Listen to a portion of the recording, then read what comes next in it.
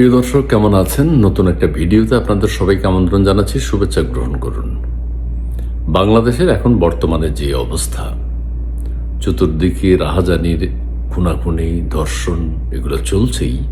সেই ক্ষেত্রে জামাত এবং বিএনপি বা এনসিপি এরা বাংলাদেশকে কোথায় নিয়ে যাবে?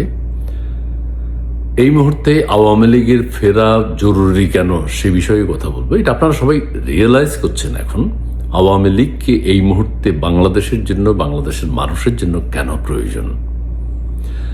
আওয়ামী লীগ ছাড়া আর কোনো দল বাংলাদেশের স্বাধীনতা সার্বভৌমত্বের পক্ষে নেই, এটা আপনারা বুঝতে পারছেন। আরেকটি বিষয় হচ্ছে, ডক্টর ইউনূস বাংলাদেশকে যেইভাবে পেছনে ঠেলে দিয়েছে, আজকে হামে শিশু মারা যাচ্ছে। একটা এক্সাম্পল দিই, কার কারণে? ডক্টর ইউনূস। কি জন্য? ডক্টর ইউনূসের ব্যর্থতার কারণে। ডক্টর ইউনূস হামের টিকার ব্যাপারে ভাবেনি, তাকে সতর্ক করেছে ইউনিসেফ বারবার, কিন্তু সেই সতর্ক বার্তায় তিনি কর্ণপাত করেননি। আজকে শত শত শিশু মারা যাচ্ছে, শত শত মায়ের বুক খালি হচ্ছে। এটি ভাবা যায় না, কল্পনা করা যায় না।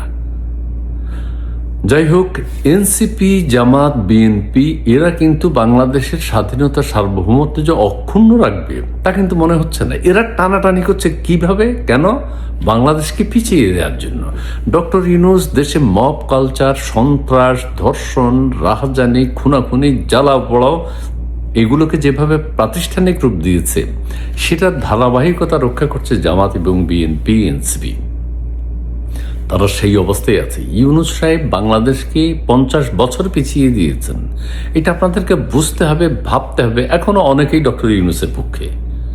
ডক্টর ইউনূস সাহেবের দুই একটা ভালো কাজ কেউ যদি পারেন একটু দেখাবেন, ভালো লাগবে যে আমাদের নোবেল লরিয়েট এই ভালো কাজগুলো করেছে। কেউ কি দেখাতে পারবেন? পারবেন না। তার সারাটা জীবন হলো চিটারি আর বাটপারি, চিটিং এবং বাটপারি করে তিনি সফলতা অর্জন করেছেন। তিনি একজন সফল মানুষ, কিন্তু বাটপারি করে সফল হয়েছেন। বাংলাদেশের অ্যাবস্টেইন ডক্টর ইউনূস, এটা বুঝতে হবে আপনাদেরকে। তার সারাটা জীবন বাটপারি। যে কথা বলছিলাম, ডক্টর ইউনূস যে পিছিয়ে দিয়েছেন জামাত, বিএনপি, এনসিপিকে কামলা কামড়ির পর্যায়ে নিয়ে এসছেন, এবং তারা যে কামলা কামড়ি করছে, মারামারি করছে, খুনাখুনি করছে, তাদের ভিতরে কেউ কারো পক্ষে নেই, আবার কেউ কারোর বিপক্ষে নেই। এই এক ধরনের অবস্থায় দেশ চলতে পারে না। সরকার এবং বিরোধী দল সংসদে তাদের মধ্যে বিভিন্ন বিষয় নিয়ে ডিবেট হবে। এখন যারা বিরোধী দলে আছে, সেই বিরোধী দল খোদ সরকারি দলকে হুমকি দিচ্ছে, চোখ রাঙাচ্ছে, প্রধানমন্ত্রীকে টেনে নামাবে, কিন্তু একটা টুশব্দ করার ক্ষমতা নেই। এই অবস্থায় তো একটা দেশ চলতে পারে না। জামাত প্রতি মুহূর্তে হুঙ্কার দিচ্ছে, এনসিপি বিএনপির নেতাদেরকে ধরে ধরে হুঙ্কার দিচ্ছে, কেউ কিছু বলছে না। তার মানে কি? তারা যদি খুন করে, সন্ত্রাস করে, নৈরাজ্য করে, সরকারের পক্ষ থেকে এখানে কোনো প্রকার বিচারের আওতায় আনা সরকারের পক্ষে সম্ভব না। সরকার তো পরাজিত। সরকার তাদের সাথে আন্ডারস্ট্যান্ডিং করে ক্ষমতা এসছে, ডক্টর ইউনূসের সাথে আন্ডারস্ট্যান্ডিং করে ক্ষমতা এসছে। জামাত, এনসিপি, বিএনপি এক। এই অবস্থায় তো একটা দেশ চলতে পারে না। যারা অন্যায় করবে, যারা দেশের বিরুদ্ধে কাজ করবে, সরকারের উচিত তাদের বিরুদ্ধে ব্যবস্থা নেয়া, কিন্তু সরকার সেই ব্যবস্থার ধারে কাছেও যেতে পারছে না। এইভাবে তো দেশ চলে না। জামাত, এনসিপি এরা কি চাচ্ছে? দেশকে ধ্বংস করা, দেশকে পিছিয়ে দেয়া। বিএনপি, জামাত, এনসিপি এরা এখন এক হয়ে গেছে। বিএনপি তার নিজস্ব স্বতন্ত্র বৈশিষ্ট্য দেখাতে পারছে না, পারবেও না।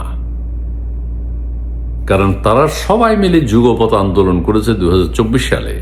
তাদের সবার উদ্দেশ্য, মোটো এক।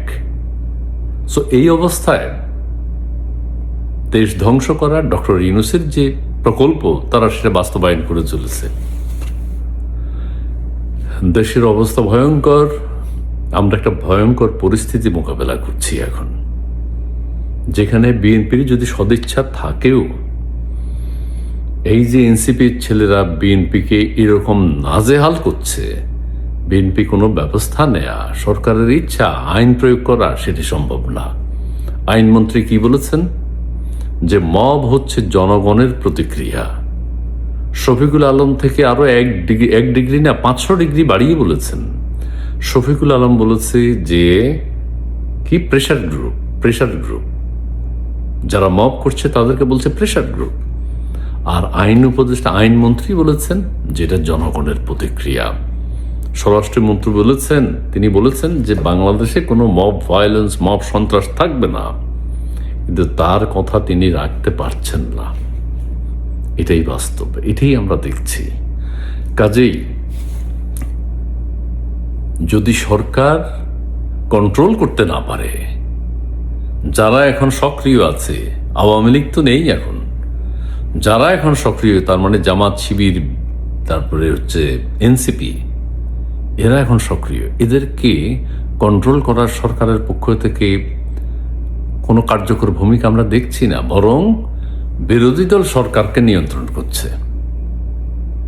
এইভাবে আমরা এগিয়ে যেতে পারবো না। আমাদের দেশের অর্থনীতি ধ্বংস হয়ে যাবে, আমাদের ভবিষ্যৎ ধ্বংস, আমাদেরকে মাথা উঁচু করে দাঁড়ানোর আর কোনো সুযোগ নেই। ডক্টর ইউনূস অন্তরালে বসে বসে হাসছে, কি খেলা দেখাইলাম তোমরা এবার বোঝো। আমাকে সারা জীবন মনে রাখতে হবে, অর্থাৎ ডক্টর ইউনূসকে সারা জীবন মনে রাখতে হবে বাংলাদেশের সংবিধানের জন্য, বাংলাদেশের অর্থনীতি ধ্বংসের জন্য, বাংলাদেশের শিশুদেরকে হত্যা করার জন্য, বাংলাদেশে মব ভায়োলেন্স শুরু করার জন্য, বাংলাদেশের লুটপাটের জন্য, বাংলাদেশে আগুন সন্ত্রাস চালানোর জন্য, বাংলাদেশে ভাঙচুর এগুলোকে প্রশ্রয় দেওয়ার জন্য, বাংলাদেশের শিক্ষা ব্যবস্থাকে ধ্বংস করার জন্য ডক্টর ইউনূসকে বাংলাদেশের মানুষ মনে রাখতে হবে। এটাই বাস্তব।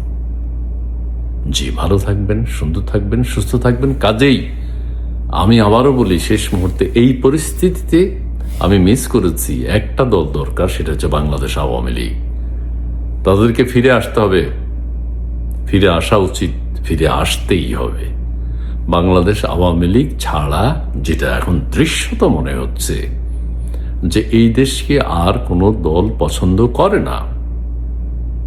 তারা পাকিস্তানকে চায়, তারা এই দেশকে আমেরিকাকে দিয়ে দিতে চায়, নানান রকম ষড়যন্ত্র দেশ নিয়ে হচ্ছে। স্বাধীনতার পক্ষের, সার্বভৌমত্বের পক্ষের একমাত্র দল বাংলাদেশ আওয়ামী লীগ। বাংলাদেশ আওয়ামী লীগকে দেশের দায়িত্ব নিতেই হবে। দেশের সাধারণ জনগণ সেটাকে সাধুবাদ জানাবে, ওয়েলকাম জানাবে। দেশের মানুষ যেহেতু চাচ্ছে, আওয়ামী লীগকেও এখন এটা বোঝা উচিত যে আমরা 2 বছর হয়েছে, এনাফ ইজ এনাফ হয়েছে, এখন দেশের দায়িত্ব নেওয়া। আর আরেকটা কথা বলি, আওয়ামী লীগ ছাড়া বিএনপি অচল হয়ে যাবে। উইদাউট আওয়ামী লীগ বিএনপি এই বিরোধী দলকে কোনোভাবে নিয়ন্ত্রণ করতে পারবে না, তাদের বিরুদ্ধে আইনানুগ ব্যবস্থা নিতে পারবে না তাদের অন্যায়ের জন্য। এটা তো আমরা এখন দেখতে পাচ্ছি। যেই বনে বাঘ থাকে সেই বনে হরিণও থাকে। হরিণ কিন্তু বাঘের ভয়ে জঙ্গল ছেড়ে চলে আসে না, এটাই নিয়ম। কাজে আওয়ামী লীগ, বিএনপি, এরা বিএনপি জামাত থেকে তো উত্তম, এটা তো স্বাভাবিক, কিন্তু তারা যে স্বাধীনতার পক্ষের মানুষ এই কথাটি এখন মন খুলে বলতে পারছে না বিরোধী দলের অত্যাচারে। কাজে বিএনপিকে যদি সুস্থ ধারার রাজনীতি করতে হয়, সেই ক্ষেত্রে আওয়ামী লীগকে প্রয়োজন। আওয়ামী লীগকেও বুঝতে হবে আগামী দিনগুলোতে মুক্তিযুদ্ধ, স্বাধীনতার সপক্ষে যারা আছে বা যারা পক্ষে কাজ করতে চায় তাদের সাথে মিলেমিশে কাজ করা, তাদেরকে গ্রহণ করা, তাদেরকে কাছে রাখা। অতীতে অনেক ভুল ভ্রান্তি হয়েছে, কাজে এই ভুল ভ্রান্তি আর চলবে না। এবং সম্মিলিতভাবে মুক্তিযুদ্ধ, স্বাধীনতা, সার্বভৌমত্ব, বাংলাদেশের পক্ষের যারা, তাদেরকে নিয়ে অপশক্তির বিরুদ্ধে কাজ করতে হবে। সেটা জামায়াত হোক, এনসিপি হোক, ডক্টর ইউনূস হোক, এবং 18 মাসের যেসব উপদেষ্টারা দেশে ষড়যন্ত্র করেছে, দেশকে বিকিয়ে দিয়েছে, তাদের বিরুদ্ধে। কাজেই বিএনপি আওয়ামী লীগ ছাড়া সেই কাজগুলো আর করতে পারবে না। বিএনপিকেই উচিত আওয়ামী লীগকে এখন পথ তৈরি করে দেয়া, যাতে আওয়ামী লীগ রাজনীতিতে ফিরে আসতে পারে। এছাড়া বিকল্প কোনো উপায় নেই। মাঝে মধ্যে শেখ হাসিনার ইন্টারভিউ বিভিন্ন পত্রপত্রিকায় আসে, এটা কতটুকু সত্য কতটুকু মিথ্যা ইন্টারভিউ দেখেছি, কিন্তু তিনি আসবেন এটা কতটুকু সত্য সেটি বুঝতে পারি না। কিন্তু যে দুই একটা শব্দ উচ্চারিত হয়েছে, জনগণ, দেশের সাধারণ মানুষ সেটাকে ওয়েলকাম জানায়। সেটাই যেন হয়। আওয়ামী লীগ যেন ফিরে আসে, আওয়ামী লীগের নেত্রী যেন ফিরে আসেন। সগর্বে একটা ইন্টারভিউ দেখেছি, তিনি মাথা উঁচু করে নাকি দেশে আসবেন। যদি সেটা মনের কথা হয়, সেভাবে প্ল্যান প্রোগ্রাম থাকে, ফিরে আসা উচিত, দেশের দায়িত্ব নেওয়া উচিত। ভালো থাকবেন, সুন্দর থাকবেন। ধন্যবাদ।